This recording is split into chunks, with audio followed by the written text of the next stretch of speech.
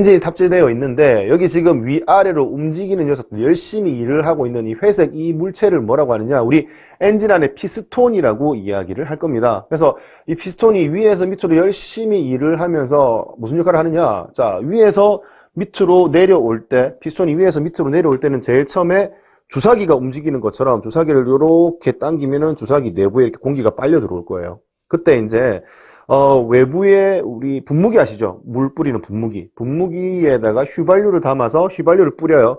그리고 휘발유가 있는 상태에서 이렇게 당기게 되면 뭐다? 공기와 휘발유가 같이 이렇게 쭉 들어오게 된다는 개념이에요. 그리고 이제 이렇게 들어온 이후에 얘를 막고 밀어붙이면은 어떻게 여기 주사기 안에 압력이 높아지겠죠. 높아진 상태에서 불꽃을 안에 내부에 공급을 딱 해요. 그럼 어떻게 된다? 그 공기와 연료, 불꽃, 연소할 수 있는 모든 조건이 다 갖추어졌기 때문에 엄청나게 높은 압력으로 빵 터지게 된다는 개념이에요. 그래서 폭발해서 그 폭발력으로 이 주사기 같은 점을 밑으로 내리게 되고, 얘가 내려올 때 아래쪽에 회전하는 축을 연결을 해서 축의 동력을 전달할 수 있게끔 만들어 놓은 녀석을 뭐라고 한다? 엔진이라고 이야기한다라고 보시면 되겠어요. 자, 그렇게 폭발이 되고 난 이후에는 타고 남은 가스를 다시 올라오면서 빼내면 된다라는 개념이에요. 그래서 이런 일련의 과정들을 여기 엔진 안에서 이렇게 4개의 피스톤이 움직이면서 동력을 만들어내고 있는데, 자, 이렇게 당기는 원통을 우리 500cc, 맥주의 500cc 잔 크기 하나라고 가정을 해보세요. 자, 그러면은 500cc 잔이 하나, 둘, 셋, 4개의 공간만큼 공기와 연료를 빨아당기고 압축하고 폭발하고 내 배겨울을 계속 반복한다는 개념이죠. 그러면은 이런 기준으로 봤을 때, 자, 방금 얘기한 것처럼 500cc 잔이 몇 개? 1개, 2개, 3개, 4개가 되니까 이럴 경우 우리 이런 경우에 엔진을 뭐라고 하느냐? 자, 500cc 곱하기 4개가 되면 얘가 2000cc가 되는 거잖아요. 그래서 이럴 경우를 우리 뭐라고 하느냐, 2000cc 몇 기통? 4기통 엔진이다 라고 얘기를 하고, 우리 뭐 소나타 2.0에 2.0L가 이 엔진이 된다라는 개념이에요.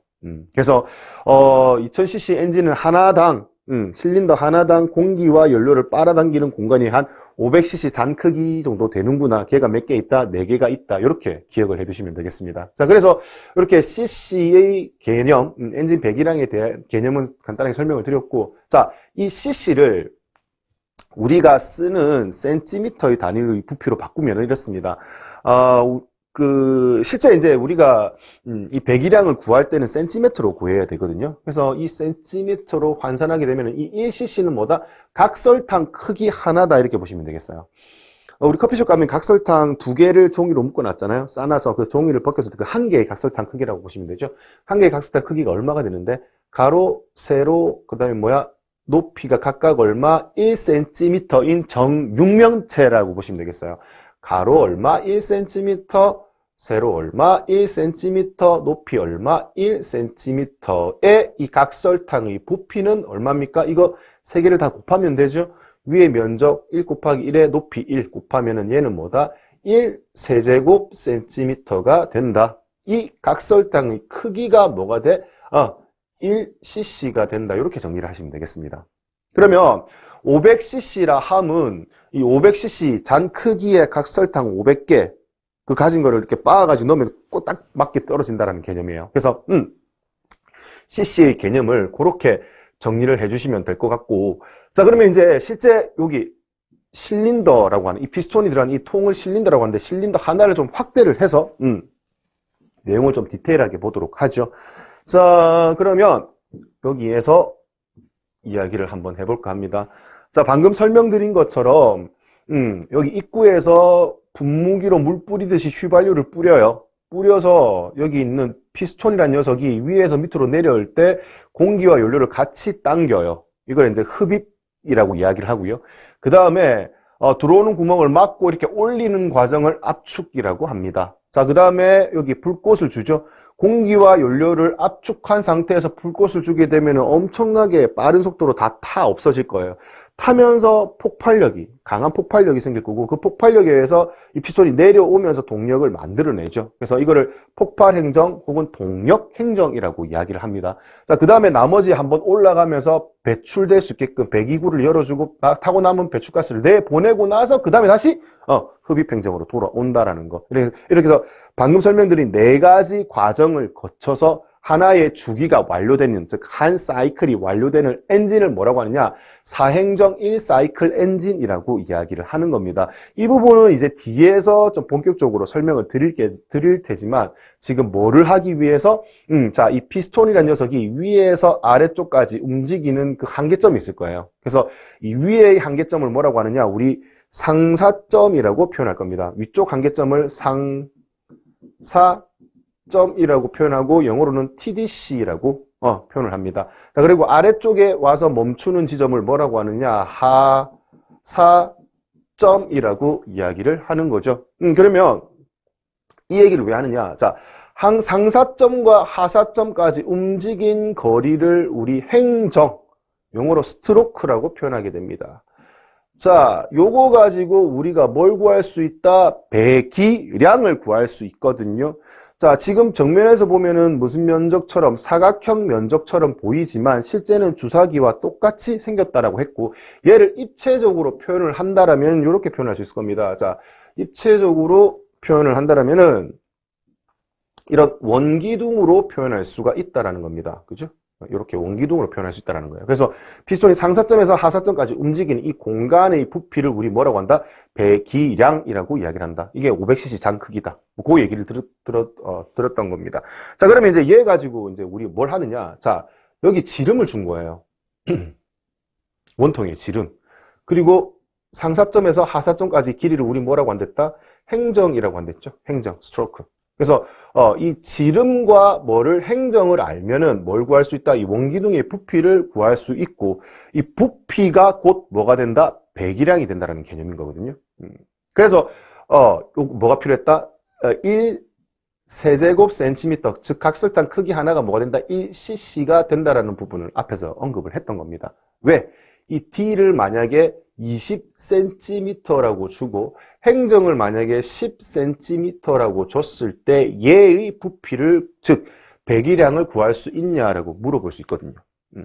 그러면 이제 우리가 뭐부터 해야 되느냐? 자, 위에서 봤을 때, 이 원기둥을 위에서 봤을 때 이게 원이 동그란 원이 되는 겁니다. 그래서 원의 단면적을 먼저 구할 수 있어야 되고요. 단면적에서 뭐 높이를 곱하면 이 원기둥의 부피를 구할 수 있다. 그럼 우리 뭘 알아야 된다? 원의 단면적 구하는 공식부터 알아야 된다. 근데 그 원의 단면적 공식이 나오게 된 계기가 뭐다? 원둘레부터 나온다라고 보시면 되겠어요. 원둘레. 그래서 예를 한번 들어보죠. 지금 이런 선이 있습니다. 선. 이 선의 길이를 단위 길이 1로 볼게요. 자, 이 선을 단위 길이 1로 보고 하나의 포인트를 기준으로 잡고요. 하나의 포인트, 여기 반지름이 되겠죠?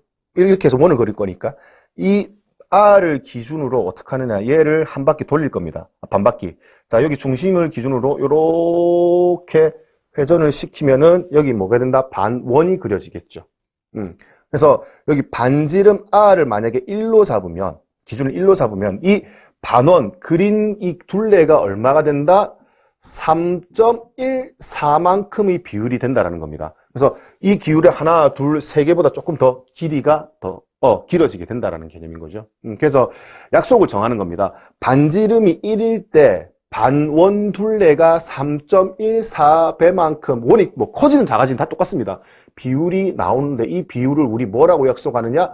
파이라고 약속을 하자라고 수학적으로 약속을 하는 겁니다. 그러면 자, 이쪽이 반원이 3.14 파이. 그러면 이쪽 나머지 반원 맞아 돌리는 거예요. 돌렸을 때 이쪽도 얼마가 된다? 3.14, 즉 역시 파이가 되니까 원이 둘레는 뭐야? 파이가 몇 개? 한 개, 두 개가 되는 겁니다. 그죠? 그리고 만약에 R이 1이 아니라 2가 주어진다라면 얘 두 배만큼 커지니까 6.28, 즉 2파이가 된다라는 개념인 거죠. 그래서 이 길이가 늘어나는 것만큼 어떻게 된다? 이 3.14의 비율도 같이 늘어난다라고 보시면 되겠어요. 그래서 원 둘레는 어떻게 구한다? 이렇게 파이가 두 개잖아요. 한 파이, 두 파이잖아요. 이 파이에 회전하는 반지름이 비율이니까 R.